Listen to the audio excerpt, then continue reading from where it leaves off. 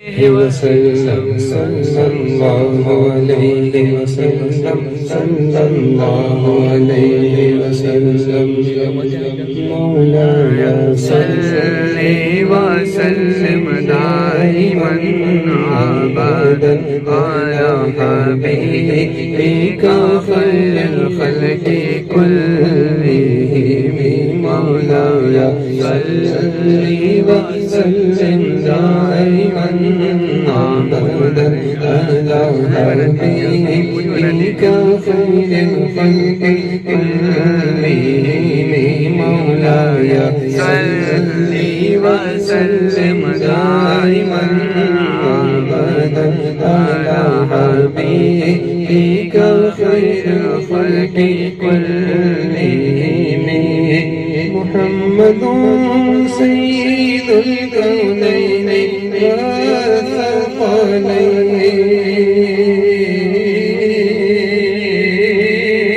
والثقلين محمد سيد الكونين والثقلين والفريقين من عرب عجم مولاي صل وسلم دائما ابدا على حبيبك خير الخلق كلهم کوئی گل باقی رہے گا نہ چمن رہ جائے گا سبحان اللہ کوئی گل باقی رہے گا نہ چمن رہ جائے گا پر رسول اللہ کا دین حسن رہ جائے گا پر رسول اللہ کا دین حسن رہ جائے گا اطلسوں کم خواب کی پوشاک ہر نازان ہو اس تنے بے جان پر خاکی کفن رہ جائے گا اس تنے بے جان پر خاکی کفن رہ جائے گا جو پڑے گا 60 میں 9 لاکھ کے اوپر درود جو پڑے گا 60 میں 9 لاکھ کے اوپر درود آگ سے محفوظ اس کا تن بدن رہ جائے گا آگ سے محفوظ اس کا تن بدن رہ جائے گا نام شان جہاں مٹ جائیں گے لیکن یہاں چلے گا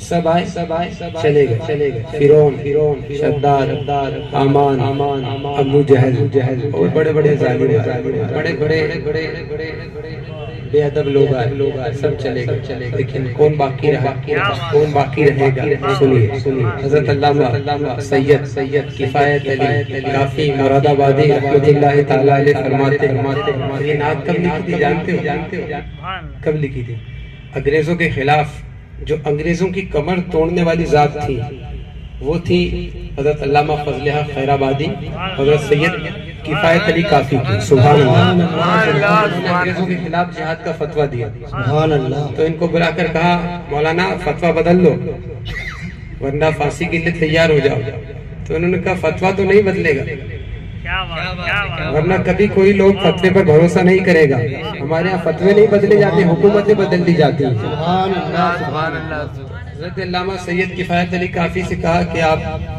پھانسی کے تختے کے لیے تیار ہو جائیں کہا بالکل قبول ہے لیکن تمہاری غلامی قبول نہیں ہے انگریزوں کے خلاف جہاد کا فتویٰ دیا سبحان اللہ اب کیا ہوا جس دن پھانسی کا دن مقرر تھا اس سے پہلے پوچھا گیا کہ آپ کی خواہش کیا ہے تو آپ نے فرمایا میری تمنا یہ ہے کہ میں حضور کی ایک نعت لکھنا چاہتا ہوں سبحان اللہ موت کا تختہ ہے پھانسی کا پھندا ہے سامنے لیکن یاد کس کو کر رہے ہیں حضور کو یاد کر رہے ہیں سبحان اللہ کیا بات ہے جیسی نعت لکھی یہی کوئی گل باقی رہے گا نہ چمن رہ جائے گا پر رسول اللہ کا دین حسن رہ جائے گا۔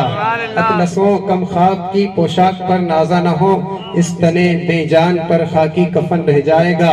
جو پڑھے گا صاحب لولاک کے اوپر درود، آگ سے محفوظ اس کا تن بدن رہ جائے گا۔ پہلے شعر پڑھتا ہوں، اس کے بعد پھر آپ کو ادھر لے کر چلتا ہوں۔ بس یہ سنیے کیا عقیدہ تھا ان کا، کیا ایمان تھا، کیا بھروسہ تھا، کیا یقین تھا۔ کہتے ہیں کہ نام شاہ جہاں مٹ جائیں گے لیکن یہاں، نام شاہ جہاں مٹ جائیں گے لیکن یہاں، حشر تک نام نشان۔ کس کے پاس جائیں گے؟ ٹیلر کے پاس۔ یہی ہے نا قرآن کہہ رہا ہے فَاسْأَلُوا أَهْلَ الذِّكْرِ إِن كُنتُمْ لَا تَعْلَمُونَ، پوچھو علم والوں سے۔ قرآن کہہ رہا ہے پوچھو علم والوں سے اگر تم نہیں جانتے ہو۔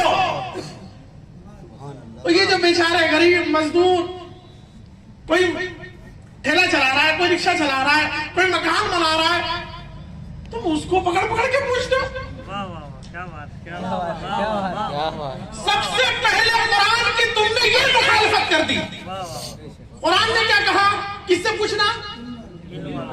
اور تم جا کے کر رہے ہو۔ سب سے پہلی بات قرآن کی یہ مخالفت کر دی تم نے۔ اگر تمہیں پوچھنا تھا کہ میلاد کہاں ہے تو کسی عالم اہل سنت کو پکڑتے، کسی مفتی اہل سنت کے دامن میں آتے اور ان سے پوچھتے۔ الحمدللہ پورے 1400 سال کی تاریخ تمہارے سامنے رکھ دیتی، پورے 1400 سال کی تاریخ تمہارے سامنے رکھ دیتے کہ ہر دور میں میلاد رہا۔ وہ بات الگ ہے کہ ہر دور میں میلاد منانے کے انداز الگ رہے۔ میلاد منانے کے ہر دور میں انداز الگ رہے۔ آج جو انداز ہے، آنے والے ٹائم میں نئی ترقیاں ہوں گی، نئی سجاوٹیں ہوں گی، نئی خوبصورتیاں ہوں گی، تو اس زمانے کے حساب سے وہ آج ہیلوجن لگے ہیں، کبھی چراغ جلا کرتے تھے۔ بات آئی سمجھ میں؟ تو سب سے پہلی مخالفت کیا کی انہوں نے؟ قرآن کی۔ کیوں کی؟ کہ قرآن کہتا ہے پوچھو علم والوں سے، اور تم پوچھ رہے ہو پنچر والوں سے، تم پوچھ رہے ہو گھٹا کھودنے والوں سے۔ یہ غریب مسلمان بیچارہ کیا بتائے گا؟ اس کو اپنا نام لکھنا یاد نہیں ہے، وہ تو لا الہ الا اللہ اس نے اپنے ماں باپ نے سکھا دیا تو یاد کر لیا بیچارے نے۔ تو اس غریب مسلمان کو کیوں پریشان کرتے ہو؟ اگر پوچھنا ہے کسی عالم دین کے پاس آؤ، وقت لو کہ حضرت ہمیں مسئلہ سمجھنا ہے، لیکن ان کا مقصد سمجھنا ہوتا ہی نہیں۔ پوچھتا وہ ہے جس کا مقصد سمجھنا ہوتا ہے، جس کو علاج کروانا ہوتا ہے نا وہ واقعی ڈاکٹر کے پاس جاتا ہے، جس کو علاج نہیں کرانا ہوتا بلا وجہ لوگوں کو پریشان کرتا ہے۔ ارے یار مجھے یہ ہو گیا، کس کو دکھاؤں، کس کو دکھاؤں، شہر بھر میں پوچھتے پڑے گا، لیکن جائے گا کسی کے پاس نہیں۔ سمجھ میں ہی نہ بات۔ سب سے پہلی بات میلاد۔ اب ایک چیز اور ہو گئی کہ کسی بھی چیز کا حکم معلوم کرنے سے پہلے اس چیز کی حقیقت پتا ہونا چاہیے کہ یہ چیز جائز ہے کہ ناجائز، حرام ہے کہ حلال۔ جیسے میں پوچھ لوں ابھی کہ بتائیں منچورین کھانا کیا ہے؟ اب یہ جو بزرگ حضرات بیٹھے ہیں ان میں سے شاید ہی کسی کو پتا ہو کہ منچورین ہوتا کیا ہے۔ اب ان سے پوچھوں کہ چاچا بتائیے منچورین کھانا حلال ہے کہ حرام ہے، تو بولیں گے بھیا مجھے تو یہی نہیں پتا کہ منچورین لگانے کی چیز ہوتی ہے کہ کھانے کی چیز ہوتی ہے کہ جو ہے کندھے میں رکھنے کی چیز ہوتی ہے، یہی نہیں پتا۔ بات آئی نا سمجھ میں؟ کسی بھی چیز کا حکم معلوم کرنے سے پہلے اس شے کی پہلے حقیقت معلوم کرنی پڑتی ہے کہ یہ ہے کیا، کس بلا کا نام ہے۔ اجینوموٹو کھانا جائز ہے کہ نہیں؟ ابھی اس نے کہا کیا کوئی موٹا جانور ہے کیا ہے؟ اب پتہ کرو تو چلتا ہے کہ وہ اجینوموٹو ایک نمک کا نام ہے۔ تو کسی بھی چیز کے بارے میں حلال یا حرام کا فتویٰ پوچھنے سے پہلے اس چیز کی حقیقت کو سمجھنے کی ضرورت ہے۔ اب ایک بندہ آیا پوچھتا ہے مفتی صاحب منچورین کھانا حلال ہے کہ حرام؟ تو مفتی صاحب کیا کریں گے؟ کسی بھی جماعت کے مفتی صاحب سے پوچھ لو، آپ ان سے پوچھ لیجئے مسئلہ کہ جناب یہ بتا دیجیے منچورین کھانا کیا ہے، تو وہ سب سے پہلے یہ پوچھیں گے بتاؤ منچورین میں ہوتا کیا ہے، منچورین میں ہوتا کیا ہے، تو کہیں گے حضرت منچورین میں میدا ہوتا ہے، منچورین کے اندر مسالہ ہوتا ہے، منچورین میں نمک ڈلتا ہے، ہلدی ڈلتی ہے، مرچی ڈلتی ہے، پتا گوبھی ہوتی ہے، شملہ مرچی ہوتی ہے، اور کچھ اس طرح کے کھانے کی سبزیاں ہوتی ہیں، انہی کو مکس کر کے بناتے ہیں۔ مفتی صاحب کہیں گے جائز ہے۔ کیوں کہیں گے جائز ہے؟ کیونکہ گوبھی جائز، پتا گوبھی جائز، مرچی جائز، گاجر کے ٹکڑے جائز، میدا جائز، مسالہ، نمک، یہ سب تو تمام چیزیں جائز ملا کر بنائی، تو مفتی صاحب کیا جواب دیں گے؟ جائز ہے۔ بولو ارے تھوڑا بہت پڑھا رہا ہوں، پڑھ لو، بہت کام آئے گا، ہاں بہت کام آئے گا، یہ تھوڑی سی دیر کی تعلیم آپ کو پوری زندگی کام آئے گی۔ کوئی بھی آپ سے کہے یہ بدعت ہے، یہ شرک ہے، یہ حرام ہے، تو اس سے پہلے پوچھو کہ حرام کہتے کس کو، پہلے یہ بتا، بدعت کہتے کس کو، پہلے یہ بتا۔ تو اب دیکھیں سوال کیا پیدا ہوا، میلاد کسے کہتے ہیں؟ تو ہم پہلے یہ سمجھیں گے نا کہ میلاد کا مطلب کیا؟ ڈھول کا مطلب میلاد ہے؟ ناچنے کا مطلب؟ بے پردگی کا مطلب؟ بے حیائی کا مطلب؟ پھر میلاد کس چیز کا نام ہے، آپ ہی بتا دو۔ سبحان اللہ، کیا بات ہے۔ یہ غریب سنی مسلمان جن کو اردو پڑھنا ٹھیک سے یاد نہیں ہے، یہ سمجھ جا رہے ہیں کہ میلاد کا مطلب کیا ہے، وہ بیچارے مفتی صاحب کیا پڑھ کے آئے ہیں، واہ واہ واہ، وہ مفتی صاحب کیا پڑھ کے آئے ہیں، لیکن نہیں، زبردستی کھینچ تان کے میلاد میں ڈھول بجاتے اس لیے ناجائز، میلاد میں ناچتے اس لیے ناجائز، میلاد میں بے پردگی ہوتی اس لیے ناجائز۔ ہمارے یہاں تو نہیں ہوتی، جن کے یہاں ہوتی ان کو بولو۔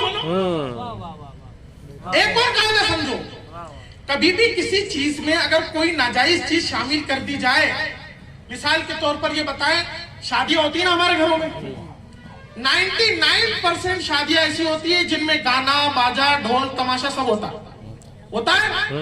اب اگر مفتی صاحب کہہ دیں